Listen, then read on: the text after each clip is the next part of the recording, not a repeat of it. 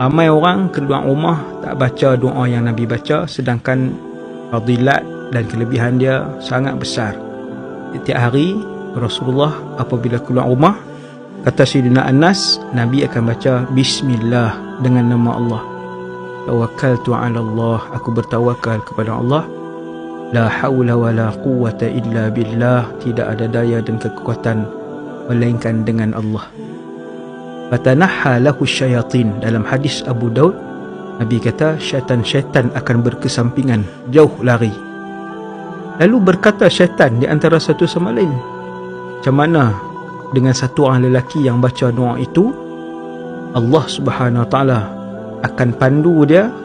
Bila dia baca doa tu keluar rumah, Allah akan lindung dia dan Allah akan cukupkan bagi dia keperluan dia pada hari itu bila dia keluar daripada rumah. Jangan lupa kita amal sunnah ni, semoga dapat keberkatan dan dapat yang dijanjikan oleh Allah dalam doa tersebut.